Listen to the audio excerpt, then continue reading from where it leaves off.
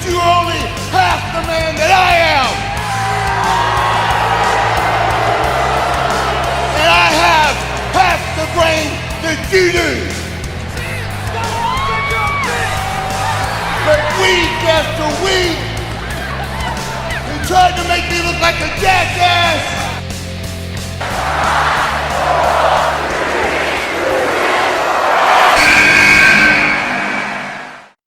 Welcome back to the podcast that now has as many episodes as there are, I don't know, good Four Horsemen members.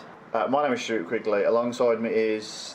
Maybe up in this bitch. So you've gone from, I don't want to have a gimmick name, to I'm going to be that guy, the world's greatest... I don't know, you've changed your gimmick so quickly. At the same time, has this got anything to do with the amount of beverages consumed during recording, or are you genuinely going to be thoroughly referred to as that from now on in? What, maybe? What, I've given myself a nickname? No, not even that. Just dickhead at school? No, not even that. Just, it's not Matty B, it's Matty B up in this biatch. Up in this bitch. Yes. Yeah, we'll go with that, I think. I Okay. think that suits my amply nasal tone. Right, what we've got on tap for you today is a slight change to the current trend. That being said, before we get into the main sort of meat of the discussion, and I'm not referring to Sean Stacey out there at all, what I do want to ask you is this question, because we're going to talk about the greatest Royal Rumble, and we're not going to basically stand here and list the best Royal Rumble moments from the last 20, 30 years, which is what you thought we'd be doing. We're talking about this pay-per-view that's going to be taking place in a couple of weeks in Saudi Arabia. I think this is a perfect time to discuss one thing that is slightly WrestleMania adjacent, so we're still in the remnants of that, which is, I believe there should be some sort of cooling off period, if not off season, right? With this kind of pay-per-view, do you think it would not be, not even easier, because we all know it'd be easier, do you not think the model could be in the future, they shut down for X amount of time? Me personally, I'd go from WrestleMania to SummerSlam. I'd have SummerSlam as your first pay-per-view back. But what the easier model might be to do, because you're leaving far too much money off the table, we know they're never going to completely shut down. So is this the future, in the sense of what you'd have is little dots of pay-per-views around, I don't know, the world, because now it's the WWE universe and it's a global thing as opposed to just American thing. Do you just do this? No, definitely not. I think it comes down to money at the end of the day, Stuart. I don't think it'll ever happen. I don't think there'll ever be an off-season, or you ever refer to Raw or SmackDown as seasons, i.e., oh, it's season 59 of SmackDown. Let's What, you see mean what like happens Shikara this year. do it? The same way Lucha Underground do it as well. I don't think it'll ever happen. I think it's, why would you ever do that? Why would you cut out, how many months are you saying they have an off-season for? What, 2, 3, 4? Like I said, I'd go from WrestleMania to SummerSlam. What's that, 4 months then? Yeah. Yeah, no, I don't think that would ever happen. Here's the question for you then, with the network the way it is and the money that they get from the network. I've said this from the moment the network debuted, and this is sort of slightly tied into what we're talking about. Yeah. I think Raw and SmackDown will eventually become just promo package highlight shows. You'll get your network specials, Yeah. like an NXT TakeOver, except it'll be on a bigger scale, but you won't get Raw or SmackDown in the same way that you get now. Well, you're saying there'd be no matches on Raw or SmackDown? Might be a few, but you wouldn't see big stars there unless they were sitting down giving interviews. The way that the UFC does it, and just as an example, is that they have divisions split, and you get a guy that is a big star in one division, and he won't necessarily be on a show, he might just be talking about something, and then the next, he won't fight until 3 months down the line. I think that's the nature of the beast, though, isn't it, really? I think what you're alluding to, really, is like SmackDown or Raw becoming, what, like EastEnders or something like that, where you're not going to see matches, you're going to see the odd character now and then. Let me do it this way then, just have matches, but just your main event is more storyline based, and you get your mid-card to show your matches, and then your main event is more sort of, it protects the guys at the top, so to speak. One of the reasons why CM Punk left is the constant grind, and then if you're at that level, what you're sort of allowed to do is not necessarily become a part-timer, but you're sort of at least given the option. Don't run these guys into the ground. We're in an era now. Yeah, they work too many days a year anyway. We're in an era now whereby guys will be at the top for far too long. Yeah. Like Hogan, is the exception to the rule, but like Rock and Austin, we said before, like 4 years at the top. Cena's been at the top, sort of up and down for God knows how long. And the easiest way to sort of not dilute the star power is to sort of almost make it so that when you see a guy, it's a big deal. And I think the easiest way to do that is just sort of almost. Well, you're almost there, aren't you? With the likes of Brock Lesnar, he's the biggest star on the roster at the moment. Yes, I'm saying do that with your actual main event, though. If you had Roman Reigns, like not on a Raw or SmackDown, you'd have like a promo segment with him maybe, where he's like training at the gym or whatever. You get to know his character without knowing his. Well, you're almost there anyway, aren't you? Because you don't see Roman Reigns versus Lesnar on Raw. You don't see it. You see a little segment of it, and that's all you get at the end of, at the top of the episode of Raw. You don't really see these main events until it gets to a main event. I just think what you do is, instead of sitting down to Raw or SmackDown and knowing that you're going to get pretty much Lesnar aside, everyone on that card, on the show, they're live in person, you have a system whereby at least from WrestleMania to SummerSlam, and then when you go to SummerSlam, you can be like, we're on the build to WrestleMania, so it's more important to be on the show. Where it's like, we have all our mid-card matches, and then also as well, what that does is raises the Intercontinental and the US title, because they'll be the ones that are defended more on a weekly basis. And what you do is, you then go... No, I think your problem is, aren't you going to dilute them in turn, if you're not going to have anything, if you're only going to have like a 2-minute segment of Roman Reigns training at the gym, or a small segment about the Universal or SmackDown main title, whatever it's called, heavyweight. Are you suggesting that like what you do is end up in a situation where the IC title is better than the other title? No, I think you're diluting that too much. I think you're then going to show that too much off, aren't you? No more so than normal. I mean, you've got to sort of at least portray it as being seen as important, whereas as opposed to an afterthought. I think I'd rather be in a situation where the IC title and the US title are almost too pushed than not. Could you see them carrying a whole episode of Raw though? Easily. A whole episode of SmackDown with the primary focus on the US Championship. Yeah.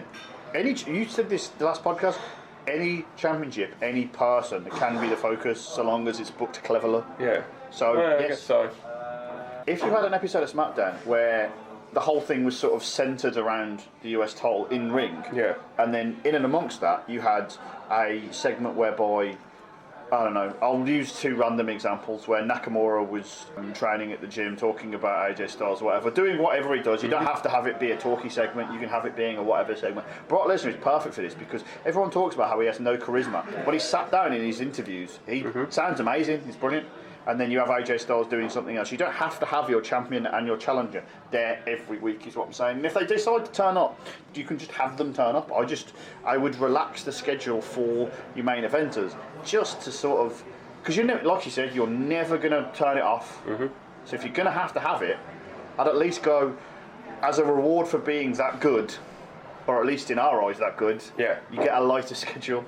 And it would give more motivation to the lower card guys to get over. Yeah, I think you've got lots of problems there though, because a prime example of that is Rusev. He's over with the crowd, isn't he? He's over with everyone. What have they got him lined up for? To get buried by the Undertaker in a casket match. I know that's changed now, but this is the perfect reason. This is one of the reasons why we're doing this as we're doing this. Yeah. Rusev is the perfect example. It's what. We're going to move along from the idea of like we're getting off season, and we're going to move on from that idea now. But talking about Rusev specifically, I don't understand what they're doing, but the fact that they're doing something, surely that's got to be a good thing. I don't really understand where you're coming from. It's him just appearing on SmackDown, and getting cheers, is one thing. Yes. Because doing it without the machine of the WWE behind you is great. But they don't like that. The machine doesn't like that. They want what they've produced, not this organic happiness or heelishness or reaction from the crowds. They don't want the crowd reactions. They want what they sold you. I think the thing is that like in that regard, you've literally just entered the same argument. Like we're not having an off season because there's too much money on the table. But at the same time, if some guy's getting over, surely there's money on the table there. Oh, so you're not saying just switch off programming completely over those 6 months? No. You're saying still do it, but you run with the US Championship or IC belt. Yes. And so you're pushing mid-carders the problem with that is if you get a mid-carder, so let's take Rusev as an example. If you get Rusev pushed to ultimately, well, essentially it's then the top of the card for Raw and SmackDown every week. As soon as you get to a pay-per-view and you have the main event with Brock Lesnar, Roman Reigns, with your A-star, proper top of the card talent, are you then devaluing the lower card people? Are they still going to get the same reaction as the person that you've been waiting 4 weeks to see? The argument would be no, because if that were the case, then having people on telly in the first place wouldn't get people over. Because why would you not cheer Rusev when you've been cheering Rusev, as an example, all that time? Just because there's someone else there as well, you wouldn't just suddenly go, oh yeah. I mean, maybe. Do you think there's a risk of devaluing the big names then? Because you've got to remember, for a lot of these fans, that's what they're paying for. To even see, it might be a bit hit and miss with this example, but with Brock Lesnar and Roman Reigns, even to see them for however many minutes, at the moment, that's what seems to be getting the ratings, not the mid-card matches. Well, what you can do in that regard is, you've got 4 months to play with, right? So you can do what WWE loves to do, which is, rather than have someone just run out, they just go, in X amount of weeks, this guy's turning up.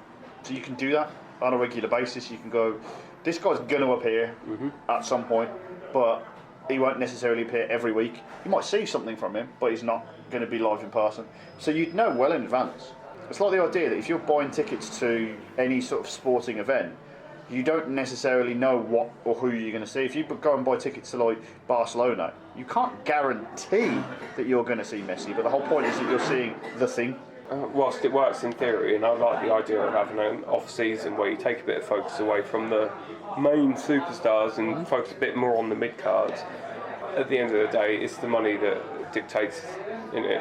Oh yeah. I think that's the perfect way of leaving money on the table. What you would have, in addition to that, is if you're going to have this period of which I'm talking about, this particular pay-per-view, the Greatest Royal Rumble, would be an aspect of that, in the sense of your pay-per-views, your network pay-per-views are like, if you don't watch NXT on a weekly basis, you can still watch TakeOver and be enamoured by it. And if you say you've got like Raw and SmackDown and Roman Reigns, Brock Lesnar, AJ Styles and Nakamura aren't necessarily appearing every week, you can still go to all these little pay-per-views that are in between and see them. You know when you're getting your stars and you know when you're not getting your stars.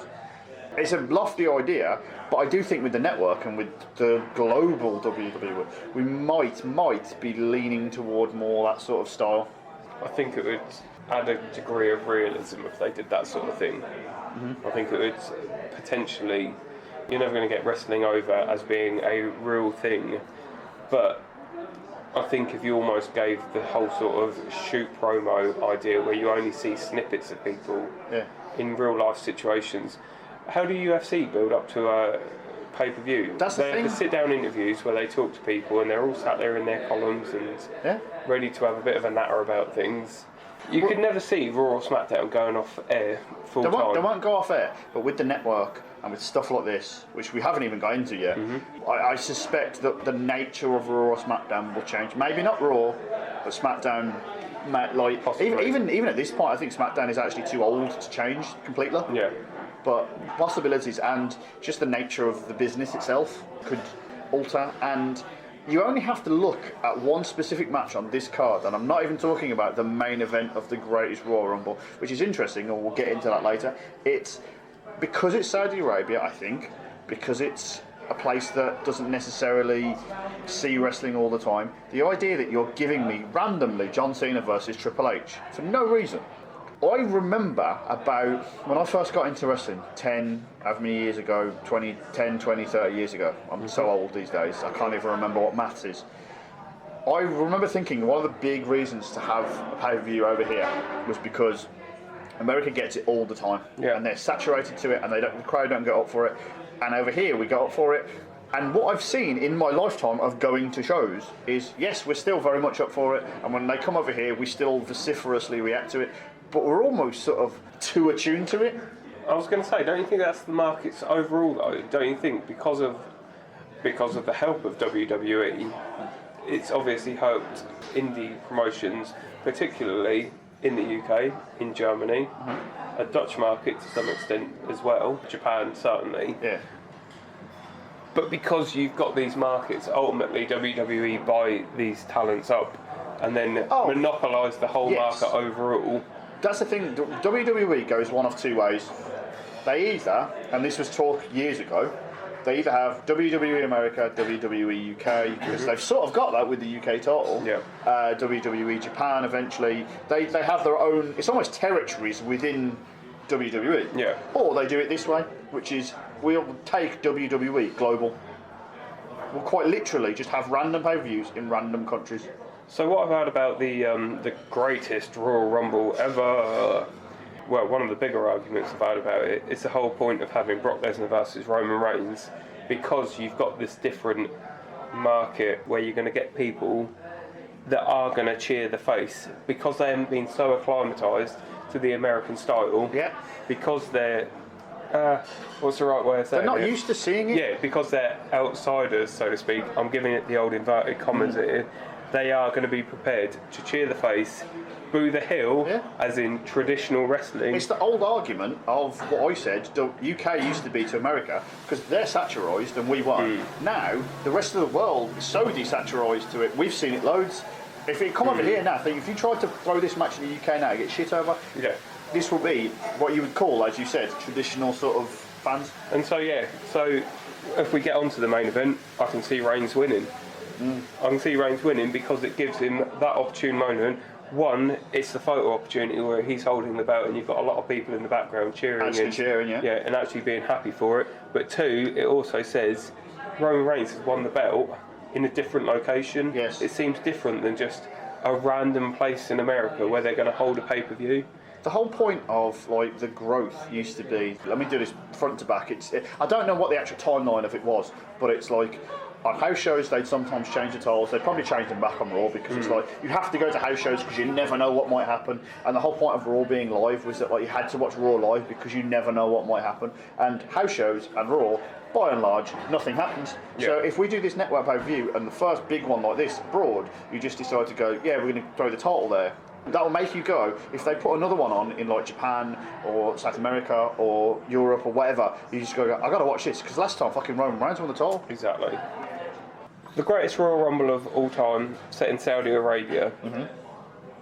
Whilst I can see Reigns winning the belt for the obvious reasons, like I've just mentioned, it does somewhat smell of Beast in the East. Do you remember? Oh, Brock yes. Lesnar versus Kofi Kingston, where it was in front of a foreign market. Different. They huge didn't difference. really tell it the same way that they have, did they? They haven't really told it the same way. They made a point of it being a network exclusive. Agreed. And a large pay-per-view. Agreed.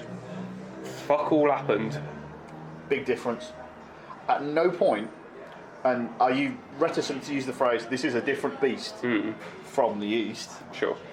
I don't know this, and I could look it up on Wikipedia and prove to be massively wrong.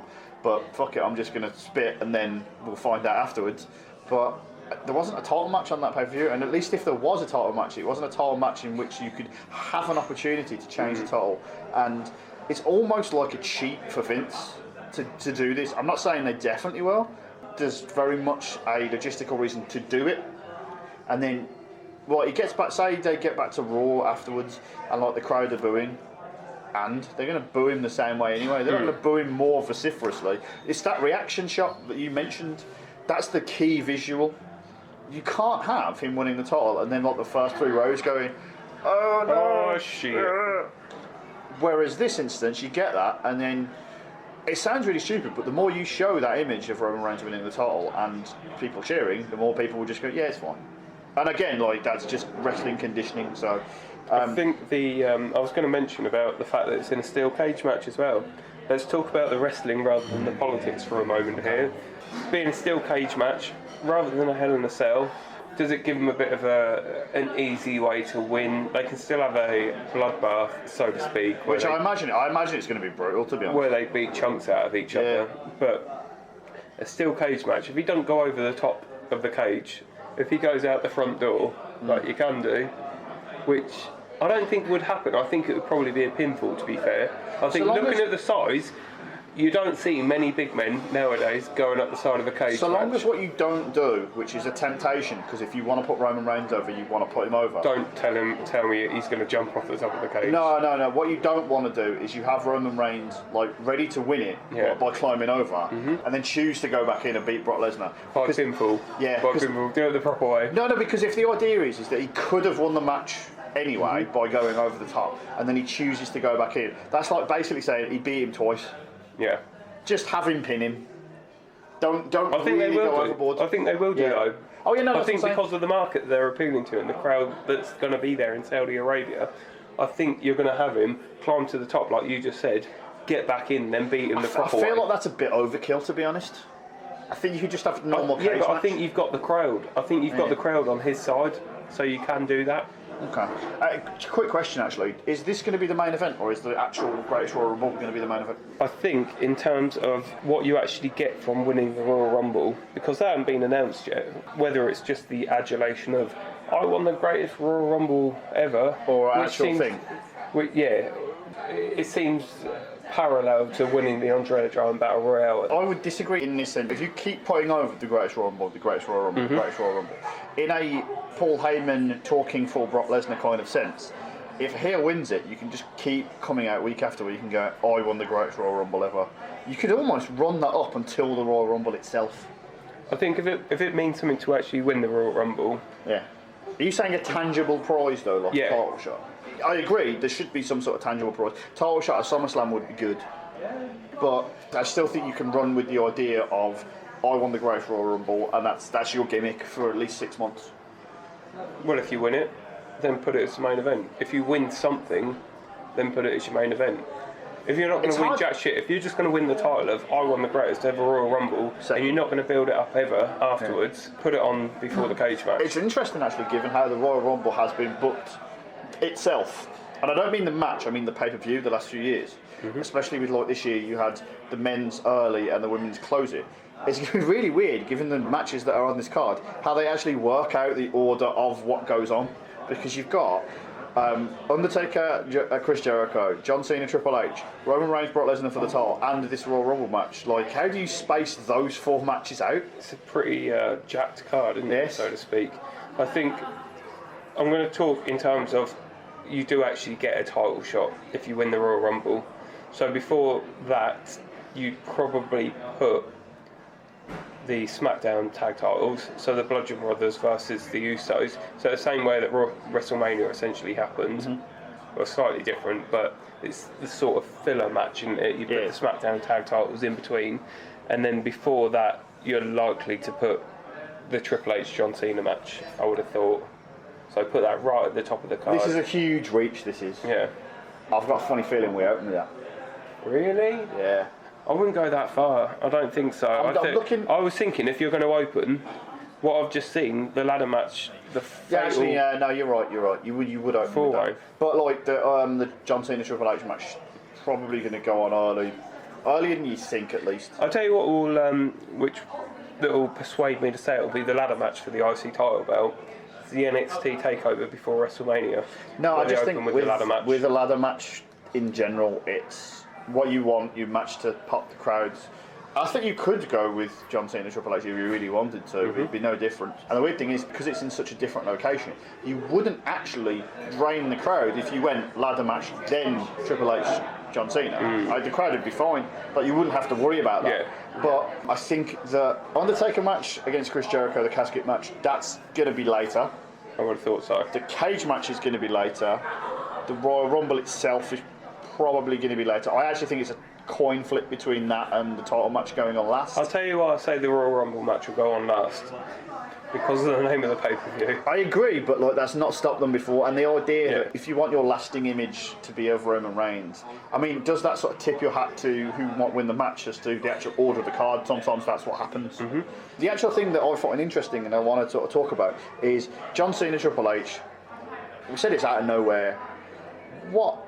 Is this literally just the idea of like Triple H doing that thing where he fights a random guy abroad and it sort of almost doesn't count storyline wise for the rest of time?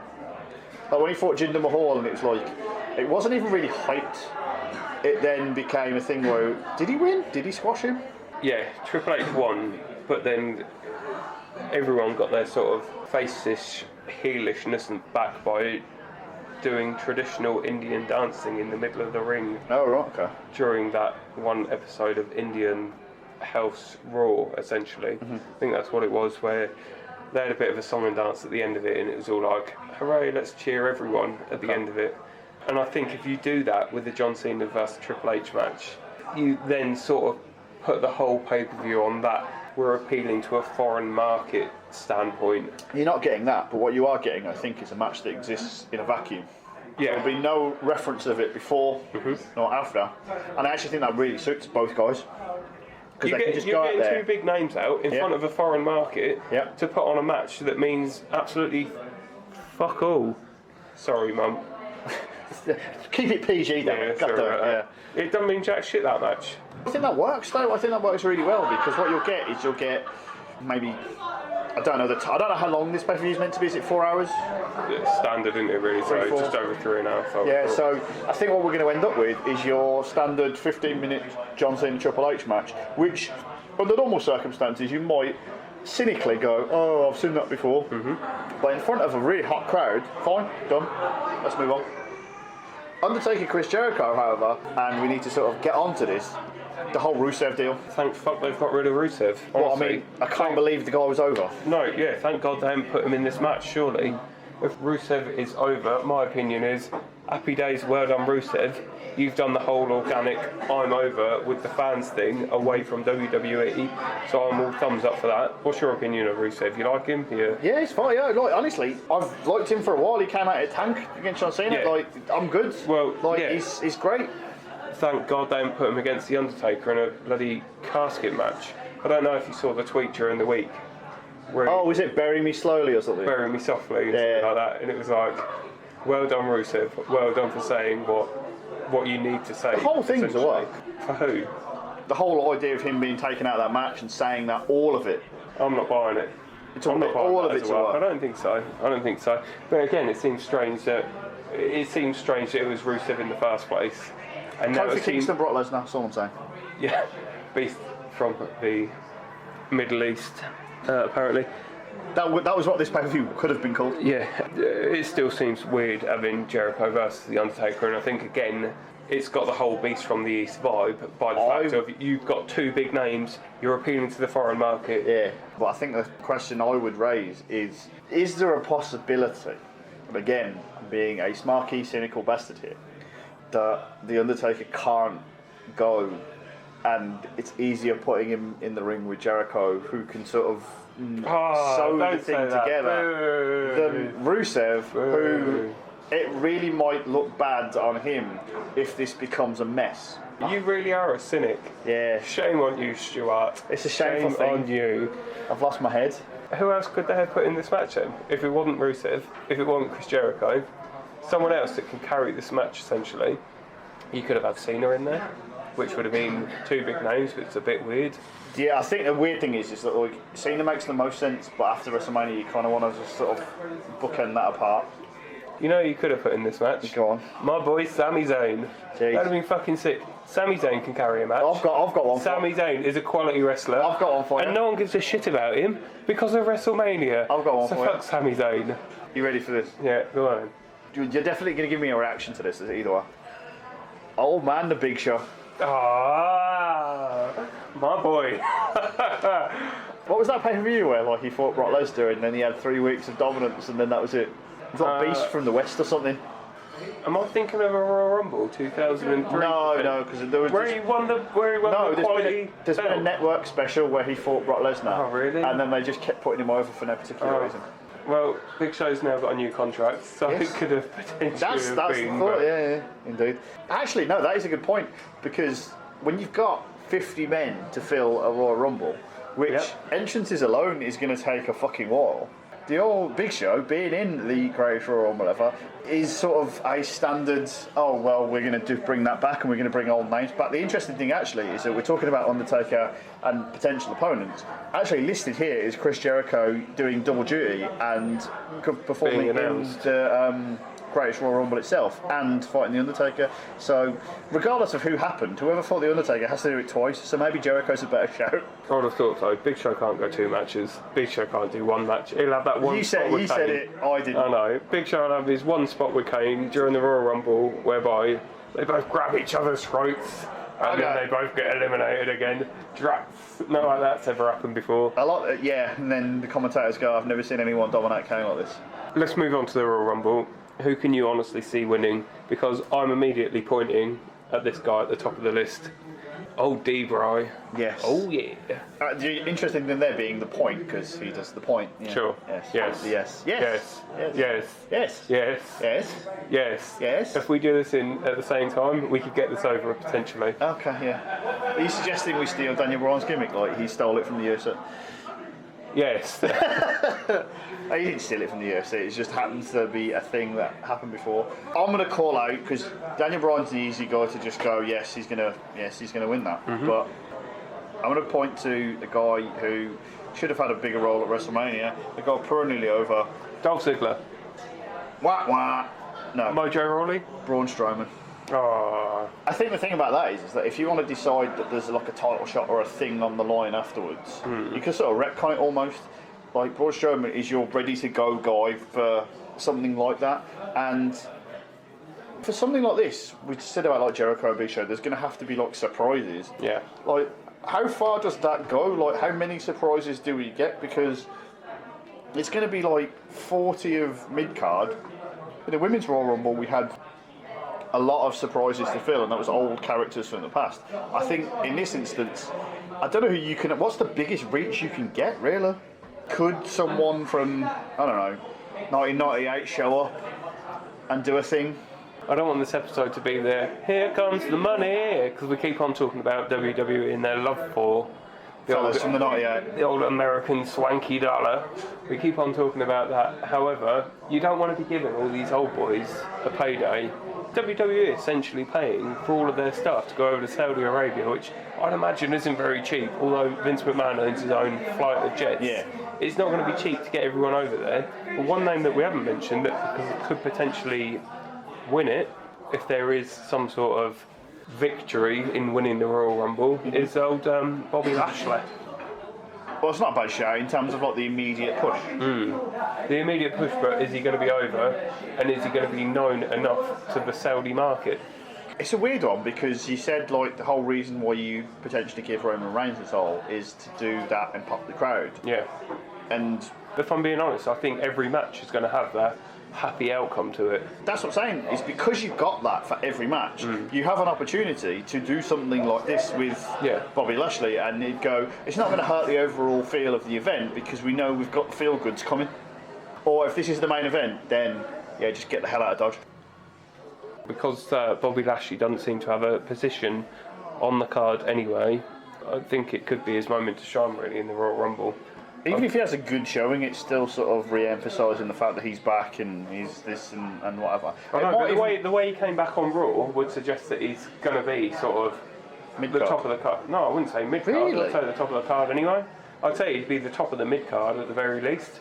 I would have said that him coming back and, like, me personally, I would have had him come out and dick on Roman Reigns, but I think with this whole pay-per-view, and what you've got is a sort of cheap shot at, because this happens at the actual Royal Rumble itself, anyone that knocks anyone out, that's their feud, so you could do this here and be like, if Bobby Lashley comes out and knocks out, I don't know, a big star, let's say the Big Show, just as a perfect, just as you an can example. then set up that feud, can't you? Yeah, whatever you want to do, you do it that way, and it's just... So are you saying use the Royal Rumble as actually a catalyst to start the next few months of programming? Are you saying that this Royal Rumble is a catalyst to start the next sort of 6 months worth of storylines? Because the traditional Royal Rumble generally does that, doesn't it? It might wrap up the odd storyline for a low and mid-carder, but for a lot of people, it is generally their road to WrestleMania if they don't win the Royal Rumble. Yeah, that's what I would do. Any opportunity